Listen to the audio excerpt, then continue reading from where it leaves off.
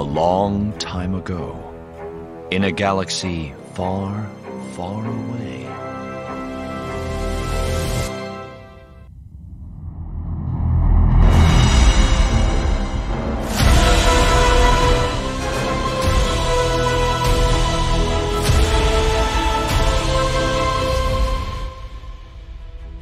Star Wars, Starlight, Go Together, Part 2, by Soule, February 2021. A short story set in the High Republic. Originally published in the Star Wars Insider, issue 200. Reprinted in the High Republic Starlight Stories Compendium. Created and read by the Archivist Publishing. The following story takes place after the events depicted in Star Wars: The High Republic, Light of the Jedi. Pika Adren surveyed the room, sensing the comforting bulk of her husband just behind her. Joss, for once, was being quiet. A good thing, considering the people seated around the table, waiting for them, as they did not seem like the type for idle chit-chat. She and Joss had been on this station before. Starlight Beacon, the massive installation constructed in the Outer Rim as one of Chancellor Lina So's great works, emblematic of the Galactic Republic. But since her last time here, the path she and her husband had taken had led them to unbelievable places, and they had done things she still couldn't believe they'd achieved. Or even survived. As a result, they now stood in an elegantly appointed conference chamber, summoned to some sort of debriefing with a good portion of the Republic's most senior leadership. Chancellor Soule, herself, sat at the head of the table, with a blonde human woman in white and gold robes to her right. Jedi Master Avar Kriss, the highest-ranking member of her order stationed at Starlight. Pika knew Master Kriss from a space battle, in which they had recently both participated. A space battle? What terrible sins had she committed in a former life to find herself fighting in a space battle? She and Joss were basically just high-level construction workers. They'd helped to complete Starlight Beacon, in fact. And in truth, she had no one to blame but herself. She and Joss had actually volunteered to fight at the Battle of Kor. Remembering the feeling of that battle, the chaos, the intensity, the fear, Pika felt herself trembling and forced herself back to calm. Whatever the reason she and her husband had been summoned here, she and Joss had wanted to help. That was all. On the Chancellor's left sat a high-ranking officer in the Republic Defense Coalition. His name was Admiral Pebble Kronara, silver-haired in a uniform of gray and blue, and Pika knew him a little bit too. A good, straightforward, hugely competent career soldier. The rest of the seats were occupied by a combination of government and coalition officials. She knew Senator Ized Nor, but the others were new to her. A bunch of those gray and blue RDC uniforms, though. Pika frowned a little. A lot of warriors for a galaxy supposedly at peace. "Welcome," said Chancellor Soule. "Please sit. We want to get through the debriefings as soon as possible." Joss and Pika stepped forward, pulling out chairs and sitting down. The message they'd received from one of Kronara's aides was vague, only indicating that their presence was requested to help with the creation of an after-action report on the Battle of Kor. While Pika didn't have much interest in reliving those moments, she understood the importance of passing along their impressions of the fight. But she and her husband had figured on a quick interview with an RDC functionary, not an audience with some of the most important people in the galaxy. This felt like some sort of interrogation, or a trial. She was exhausted, Joss was too. Neither of them had slept well since Kor, and they'd probably overindulged at Starlight Beacon's dedication ceremony the night before. She felt like a shadow, barely present, her insubstantiality underscored by the brightness of everyone else in the room. Pika exchanged a glance with her husband, and then looked back at the Jedi and shrugged. "We just tried to stay alive," she said. "Not much more to it." "I disagree," said Admiral Kronara. "You flew one of our long beams as part of a Republic Defense Coalition fleet, assembled to go up against a group of Outer Rim marauders called the Nihil. You helped bring justice for the billions of innocent lives ended by their savage attacks," added Chancellor Soule, somberly, yet with a note of approval, of consequences duly meted out. "Exactly," Kronara agreed. He tapped a control on the table, and a hovering comms droid projected a two-dimensional image. It was a bit crude, more graphic than realistic, but Pika recognized what was being displayed immediately. At her side, Joss grunted. He had recognized it too. The core nebula, and in a zone not far from its center, a vast array of warships depicted as brightly colored symbols. The Republic's forces in green. A number of RDC cruisers including Admiral Kronara's flagship, the elegant emissary-class Third Horizon, along with a wide complement of smaller attack ships, the mid-sized Longbeams and single-pilot income Z-28 Skywing fighters, the Jedi cruiser Ataraxia, and its own spread of the small, nimble vectors, each with a Jedi pilot at the helm, all in blue, and the Nihil in red. They're ugly, blocky, spike-covered ships, each with the 3 glowing lightning strikes slashed across their hull. The Nihil vessels were like jagged, broken teeth in a diseased jaw. She and Joss were somewhere in that mix too. One of those long beams was theirs, the Aurora 3, with Pika navigating and running the weapons systems and Joss in the pilot's chair. Flying, fighting, trying desperately to stay alive. Pika clenched her trembling hand. She could feel the weapon controls under her fingertips, see the Nihil targets on her display, their cockpit awash in the green light of the nebula, not knowing if they'd be alive 10 seconds later. She could hear Joss shouting out.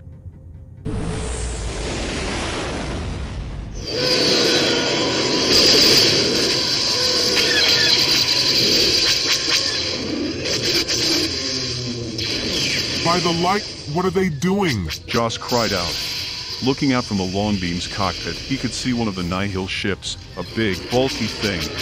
He thought maybe it was a converted waste hauler, and that suspicion was underscored when the ship opened its cargo compartment and released a sea of horrible sludge in its wake.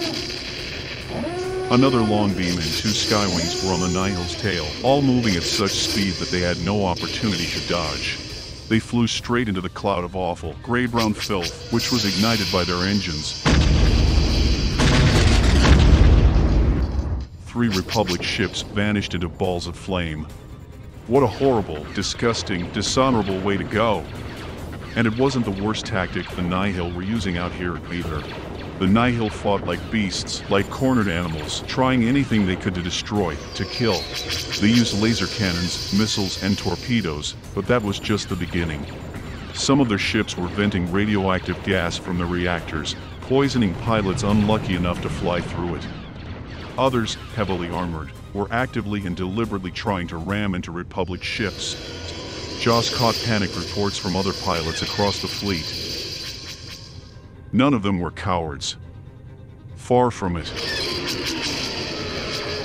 But no one had ever fought anything like this. A proton torpedo lanced out from the Longbeam's weapons array, and a small, ugly Nihil fighter vanished. Good shot, Pika. Joss called back. His wife didn't answer, staying focused on the task at hand. That was good. They both needed to do that. He flew, she chose the targets, and it was working. As Joss looked over his tactical display, he had a sense that the Nihil were losing, slowly but surely. RDC discipline and training was overcoming the Nihil's willingness to fight dirty.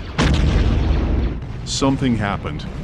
The red icons representing the Nihil forces began blipping in and out of existence, disappearing and reappearing. Joss slammed the heel of his hand against the console, figuring maybe there was a short. Nothing like a good thump to fix a poorly seated wire. But nothing changed, except that now, Republic and Jedi ships started to disappear from the display. Not so dramatic when it was little icons on a screen, but... Joss looked up. He could see what was actually happening with his own eyes. And it was horrifying.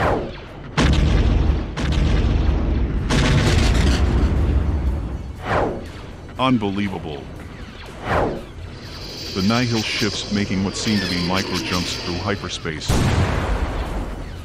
Tiny hops that made them impossible to target, vanishing and reappearing short distances away.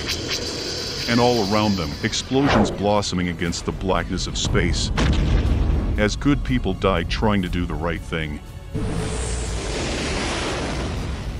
Pika looked at the projection above the conference table, remembering the horror of that moment, realizing that their enemy was capable of something they weren't, and had no way to fight. We still don't know how the Nihil did this, said Admiral Kronara. but we know the tactic was devastating in the battle space. Only the Jedi seemed able to effectively fight them off, through their enhanced reflexes and speed. Through the Force. Avar said. Kronara gave a tight nod in acknowledgement, then turned back to Pika and Joss. I misspoke. The Admiral said.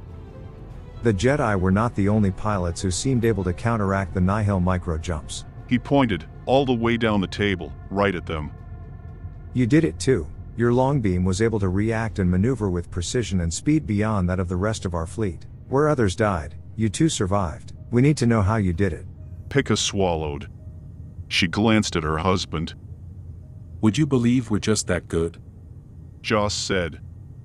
Probably not, said Kronara. Maybe we used the Force.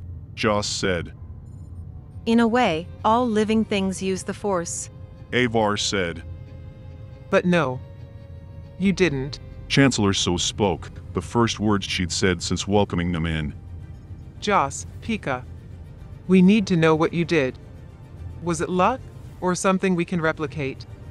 Something that might save other lives, in potential fights yet to come. But the Nihil are gone. All of their ships were destroyed in the battle. Yes. The Chancellor said. I know. Still, indulge us. Pika looked at Joss. He shrugged. Tell them. She said. Joss looked at the uptight, buttoned down, frowning faces seated around the table. The only people who seemed relaxed were the Chancellor and the Space Wizard, which made sense. They were the most powerful people in the room. He sighed. They were stuck. We sliced the security systems on the long beam's operational code. He said. Or, actually. He pointed his thumb at Pika. She did. Thanks a lot. His wife muttered. Slicing Republic military hardware carries heavy penalties. One of the RDC officials said. Higher Than dying. Josh shot back, heated. Pika and I are tinkerers. It's how we make our living. We figure out systems and think of ways to improve them.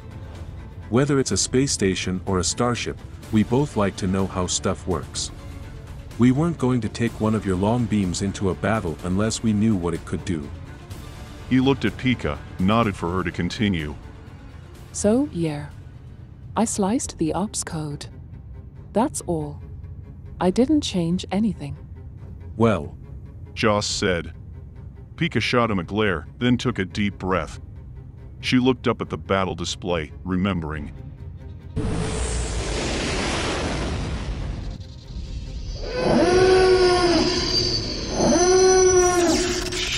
Uncouple the thrusters! Joss shouted at her. What? Pika frowned. That thing you found in the code! He said, as the ship jerked sharply, probably narrowly avoiding some version of a hot, agonizing death. She realized what he meant. When she had sliced into the long beam's code back on the third horizon before they'd taken it out. She'd seen that all its thrusters were computer-controlled, linked together to ensure smooth maneuvering. But it was possible, with a few elegant shortcuts, to unlink them so each thruster could operate independently, under manual control. Pika entered the command, and suddenly the ship's handling felt looser, more open. All right! She heard Joss say. That will work. The long beam moved again, sidestepping, skipping across space. It felt different, alive in a way that it hadn't before. Joss grunted in approval, and then he flew. And Pika fought, and around them, the Nihil ships exploded. And somehow, impossibly, they survived. Those systems are linked to prevent overstressing the long beam's frame. You could have broken apart, said another RDC flunky. Joss rolled his eyes. He opened his mouth to answer, but Pika got in first. Not with Joss at the helm. She said, simple, short, confident. I have a good feel for what a ship can take. Joss said. Silence around the table as the assemblage thought this over. So, Admiral Kronara said. You broke our ship to save our ship. Joss nodded. Guess so. The Admiral looked at the Chancellor. Thank you both. Said the most powerful woman in the galaxy. You may leave. You may leave. Joss said, sarcastically imitating the Chancellor's words as he paced around their temporary quarters. What the hell was that? We were doing them a favor fighting in that battle. We're not soldiers. We were just trying to help. From the Legacy-run disaster all the way to Core, all we've done is try to help. And now they treat us like criminals. It's all right. Pika said. It doesn't matter. It's over, and it doesn't seem like they're going to do anything to us for slicing the long beam. Whatever. Joss said. Can't believe we got up early for this. Skipped breakfast. As a matter of fact. He stood up. Let's go eat. I'm starving, and you know how good the food is on Starlight. Let's hit a canteen, and then we'll find a transport back to Coruscant and take that little trip we've got planned, okay? Pika stretched and rubbed her eyes, trying to find a little energy. All right, Joss. She said. I could use a cup of caf. Joss said. A chime from their door, and they both looked in that direction. Frowning, Joss tapped a control. The door opened, revealing Admiral Kronara. May I come in? He said. It won't take long. Are you going to throw us in the brig? Joss said. Fair warning, I don't do well in cages. I'm sure that's true. The Admiral said. No, I have an offer for you. Let him in, Joss. Pika said, and her husband stepped aside. The door slid closed behind Kronara, and he spoke. I'll make this simple. He said. We are not confident that the Nihil we destroyed at Core represented the entirety of their numbers. We have to be sure. Chancellor So has authorized the RDC to inaugurate a special task force to hunt down any Nihil that might be out there. Find their base, learn more, eradicate them if we can. Okay. Pika said. I would like you two to be part of that task force. Joss snorted, incredulous. We're contractors. He said. Spanner monkeys. What are you talking about? You're innovative and brilliant. You two improvised strategies to save lives during the Legacy-run disaster, and then you figured out a way, on the fly, to survive completely new enemy tactics during the Battle of Core. If you're willing, I could use you both. You seem to be the sort of people who like to help, and that's what I'm offering. The Republic needs you. Are you up for it? Pika answered, without hesitation. No. She said. Both Joss and the Admiral looked at her, surprised. My husband and I had a vacation planned for when we finished our work building this station, and then we got caught up in all of this Nihil business, and it's been non-stop ever since. We deserve a break. She folded her arms. So, we want our 2 weeks on Anfar. Sun, sand, and no fighting. But after that, I think we can do what you're asking. Can we? Joss said. Don't you think? Pika said, looking at him. Joss considered. Yeah. He said. I guess I do. Admiral Kronara nodded and stepped to the door. Good call.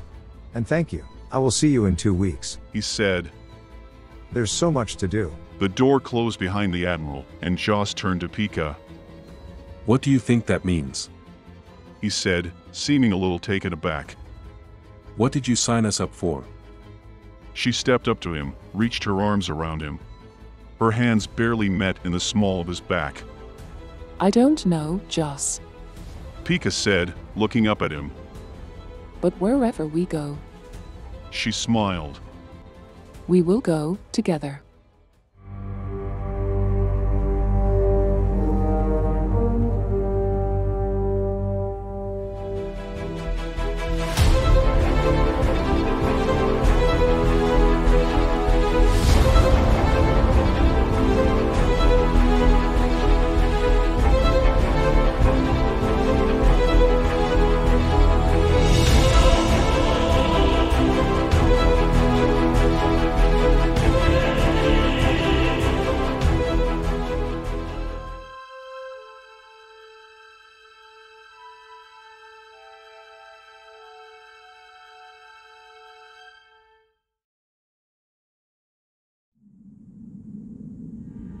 This book was developed 100% using artificial intelligence to generate realistic and familiar voices